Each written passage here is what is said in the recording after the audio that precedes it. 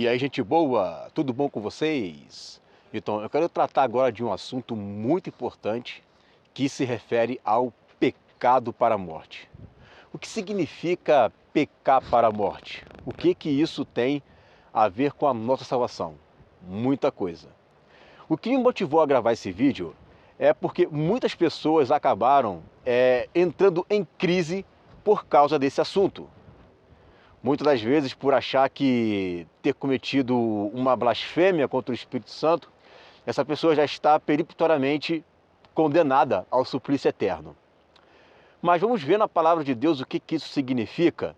O que é um pecado para a morte? Se é um ato único ou se é um ato contínuo. Vamos ver? O texto que eu vou usar como base está aqui em Hebreus, no capítulo 6, a partir do versículo 4, que diz assim: é impossível,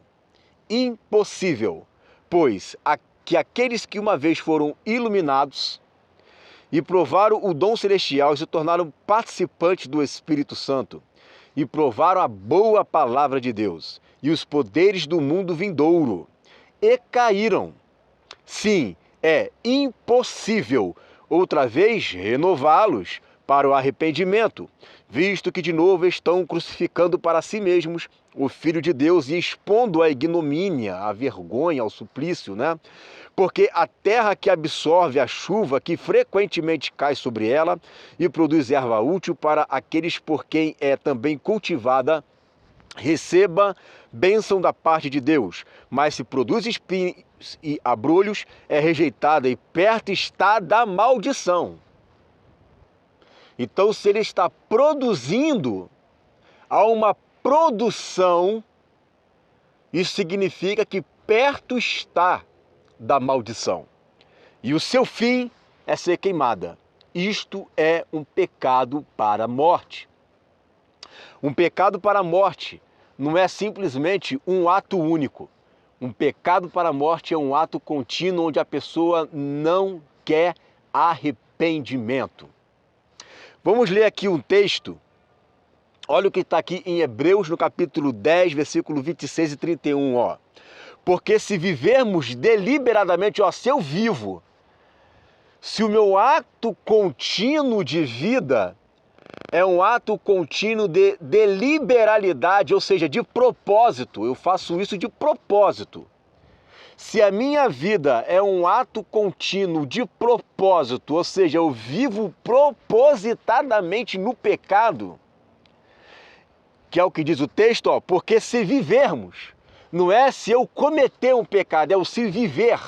Se vivermos deliberadamente em pecado, depois de termos recebido o pleno conhecimento da verdade, então, mais uma vez, não é um ato único, é um ato contínuo, é um ato onde eu vivo no pecado, tá?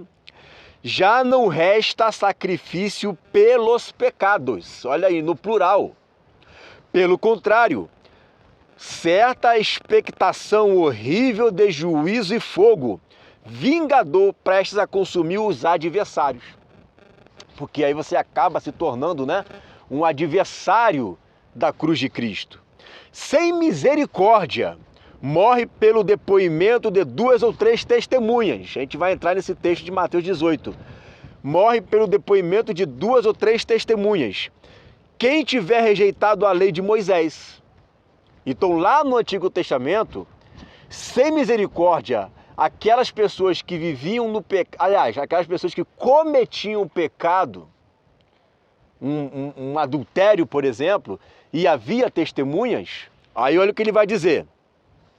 De quanto mais severo castigo, julgai vós, será castigado digno aquele que calcou aos pés do Filho de Deus e profanou o sangue da aliança, com o qual foi santificado e ultrajou o Espírito da graça. Ou seja, Deus perdoa, Jesus vai lá e perdoa, Jesus vai lá e perdoa de novo. A pessoa que ela está fazendo, ela está pegando o perdão de Deus e ó, está calcando, ela está pisando no sangue de Jesus. Ele perdoa, ele perdoa, ele perdoa de novo, ele perdoa de novo, ele perdoa outra vez, e a pessoa mesmo assim, ela está profanando, ela está calcando o sangue da aliança, o Espírito da graça. A graça está sendo derramada sobre a vida dela, mas ela não está fazendo uso dessa graça. Muito pelo contrário, ela está deturpando a graça. Ora, nós conhecemos aquele que disse: a mim pertence a vingança, eu retribuirei, e outra vez o Senhor julgará o seu povo. Horrível coisa é cair nas mãos do Deus vivo. Uma pessoa que comete um pecado para a morte, não é que ela cometeu um ato único, é que ela viveu deliberadamente neste pecado. Ela quer viver assim. Ela não quer se arrepender. Ela está pecando para a morte. Olha que interessante, em 2 Pedro, no capítulo 2, versículo 20 e 22, vai dizer assim: portanto, se depois de terem escapado das contaminações do mundo mediante o conhecimento do Senhor e Salvador Jesus Cristo, ou seja, ele escapou, ele foi liberto. Ele foi liberto dos pecados que ele vivia na sua antiga vida. Houve uma libertação, ele escapou. Mediante o conhecimento do Senhor e Salvador Jesus Cristo. Se deixam, olha só, se deixam, lembra do texto de Hebreus? Deliberadamente, ele se deixa. Ele quer. É uma pessoa que, por exemplo, ela sabe que fornicação é pecado. Mas ela se deixa. Ela deliberadamente não é um tropeço no meio de um caminho, não é um erro no meio de um caminho. É uma pessoa que vive na prática do pecado. É uma pessoa que gosta, ela sabe que está errada, mas ela gosta e prefere viver assim. Aí o texto vai dizer, se deixam enredar de novo e são vencidos. Por quê? Aquele que vive na prática do pecado é escravo do pecado. Pois melhor lhes fora nunca tivessem conhecido o caminho da justiça do que, após conhecê-lo, volverem para trás. O que é isso? É uma pessoa que, conforme o texto que nós lemos de Hebreus capítulo 6, ela foi iluminada, coparticipantes dos poderes do mundo vindouro. Ela recebeu os poderes de Cristo, ela teve o conhecimento da verdade, ela participou dos poderes do mundo vindouro e ela se deixou envolver de novo. E deliberadamente ela se entregou às práticas do pecado. E ela não quis se arrepender. Porque arrependimento envolve o quê? Libertação, mudança de comportamento, de rumo, de mente. Mas ela não. Ela comete desculpa pelos seus pecados. Ela fica arrumando filosofias para os seus pecados. Ela fica arrumando, questionamentos e desculpas para os seus pecados. Ou seja, ela quer continuar vivendo dessa forma. E ela perde a consciência. Lembra de que Paulo fala lá em 1 Timóteo, 1 ou 2 Timóteo, capítulo 1, versículo 5, ele vai dizer que o fim do mandamento é o amor de um coração puro, de uma boa consciência. O que é a consciência? Consciência é o centro do comportamento moral e racional do homem.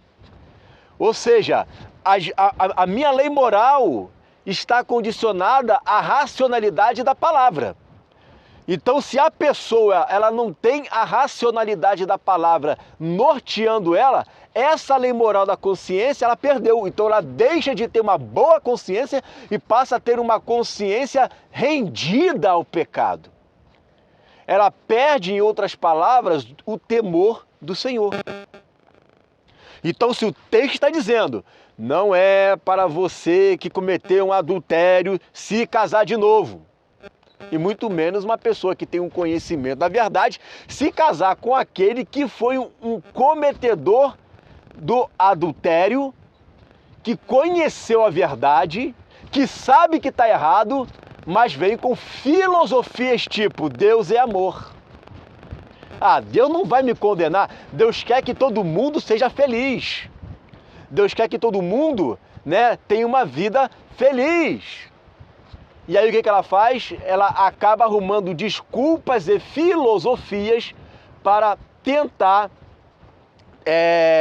cobrir o seu pecado. O que é isso? É uma consciência cauterizada pelo pecado. Ela não sente mais, ela não perdeu o senso do temor, né? Mas quando a gente olha na Bíblia, a gente sabe que a pessoa está errada. Mas é o quê? Ela se deixou envolver. Por ela ter se deixado envolver, agora ela está num caminho complicado. E o texto vai dizer, ó, volverem para trás, apartando-se do santo mandamento que lhes fora dado. Com eles aconteceu o que diz certo adágio, verdadeiro. O cão voltou ao seu próprio vômito e a porca lavada voltou a revolver-se no lamaçal. Então, o pecado para a morte, mais uma vez, né, explicando de novo, não tem a ver com um ato único, é um ato contínuo onde a pessoa ela vai caminhando para esse tipo de comportamento, ela vai andando, ela vai andando, ela vai andando, e ela não quer uma mudança de vida, ela não quer se comprometer com a palavra, ela não quer se arrepender. Isso faz com que ela acabe cometendo um pecado para a morte, que é justamente esse apagar do espírito, né? A pessoa que entrou numa apostasia. E olha só, o texto vai dizer, né? E caíram sim, é impossível renová-los para arrependimento. Paulo sabe disso, melhor dizendo, João sabe disso, ele vai falar aqui em 1 João capítulo 5, versículos 16 e 17.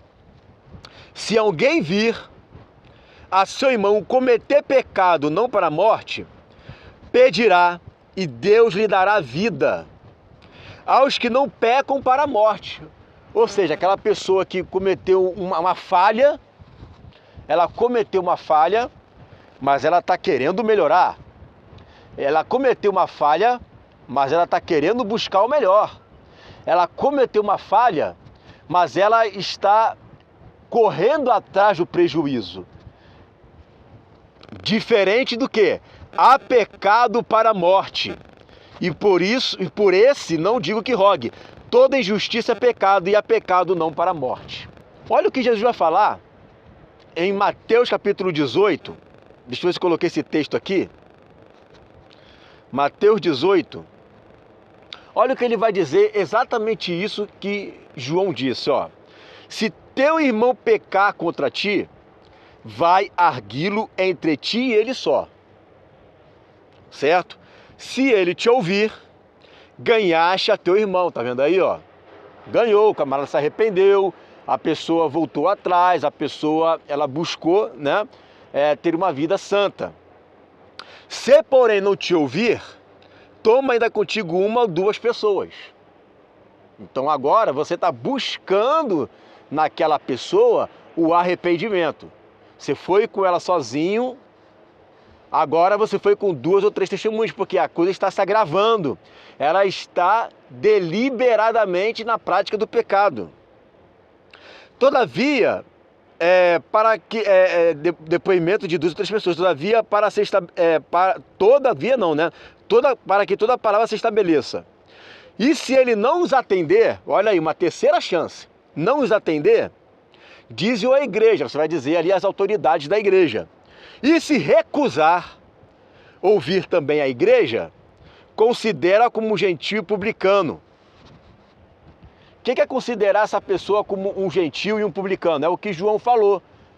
Você está vendo a pessoa cometendo pecado para a morte, você para de rogar por ela. Já considera ela como um gentio e publicano, ou seja, um ato contínuo de pecado. Uma pessoa que está insistindo naquilo. E Paulo fala, se você vê uma pessoa pregando outras doutrinas e heresias, você tenta admoestá-lo 1 ou 2 vezes. senão você deixa de mão, tá? Em verdade vos digo que tudo que ligardes na terra será ligado nos céus, e tudo que desligares na terra será desligado nos céus. Aí vai falar, onde 2 ou 3 estiverem reunidos em meu nome, ali estarei. Ou seja, nós temos essa autonomia de desligar a pessoa. A igreja tem esse poder, a igreja tem essa autoridade, né? Por quê? Porque há testemunhas. Por quê? Porque existe um ato contínuo de pecado e Paulo falou que nós, como igreja, devemos, as autoridades, devem julgar os pecados das pessoas que estão dentro do corpo de Cristo. Ele fala isso em 1 Coríntios, no capítulo 5, tá? Então, olha que interessante que vai estar aqui, ó, em Mateus capítulo 12, versículo 31 e 32, que é um texto que muitas pessoas acabam tendo uma certa dificuldade de entender, ó. Por isso vos declaro, todo pecado e blasfêmia serão perdoados aos homens, mas a blasfêmia contra o Espírito não será perdoada. Se alguém proferir alguma palavra contra o Filho do Homem, ser-lhe-á isso perdoado. Mas se alguém falar contra o Espírito Santo, não lhe será isso perdoado, nem neste mundo, nem no porvir. Então tem pessoas que ficam com um certo receio. Eles vão dizer o seguinte, olha, o que seria então um pecado não perdoado? Qual o pecado que eu cometo que eu não sou perdoado? É um ato contínuo. Ele está dando um alerta ali para eles. Por quê? Os poderes que Jesus estava tendo ali, estava testificando no coração deles que era Jesus. Só que eles, pela dureza do coração, estavam atribuindo aquele pecado ao Beelzebu, aquele pecado não, aqueles milagres ao Beelzebu. Eles estavam atribuindo aqueles milagres de Jesus a Beelzebu. Isso é um pecado. E tem gente que fala assim, nossa, mas eu falei mal contra o Espírito Santo. É um ato contínuo, gente. Por isso que eu falo para vocês, gente, parem de ficar falando mal de manifestações do Espírito que você não tem a plena convicção se é de Deus ou não. Às vezes a gente vê uma manifestação que está na cara que é da carne, mas tem umas que não dá para julgar. E aí a gente acaba julgando manifestações que acontecem nas igrejas. Uma pessoa falou em língua estranha, a pessoa já quer julgar, dizendo que é da carne. Cuidado, porque isso pode ser considerado como uma blasfêmia. E se você manter um ato contínuo, não terá perdão. Então, a blasfêmia contra o Filho é perdoado. Por quê? Quando você comete o pecado contra o Filho, é fora do corpo.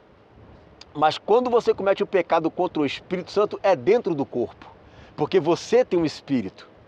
Então, é Ele testificando dentro de você que aquele milagre é de Deus, mas por causa da dureza do coração, você atribui, estou dizendo aqui você por causa dos fariseus, né? Atribui a Beelzebu. Então esse tipo de pecado é gravíssimo, né? O Espírito testificar no teu coração que aquilo é de Deus, mas por causa dos fariseus, da glória dos homens, você chega a dizer que esse milagre na realidade é cometido pelo Beelzebu, certo? Então, pecado para a morte é isso, irmãos. Pecado para a morte não é um ato único, é um ato contínuo que faz com que a pessoa ela acabe se apostatando da fé. Isso é uma apostasia, certo? Espero que tenham gostado, né? Deixa o seu like aí, né? Comente, compartilhe, porque esse vídeo é de suma importância. Eu tenho a plena convicção que vai deixar muitos filhos de Deus com o coração mais tranquilos. Muitos acham, já ouvi casos de gente que já pensou até em se suicidar, achando que um único pecado que ele cometeu já era o suficiente para que ela fosse condenada. E não, nós lemos dos textos que são pessoas que vivem, né, um ato contínuo que leva à perdição, certo? Fica com essa palavra em nome de Jesus.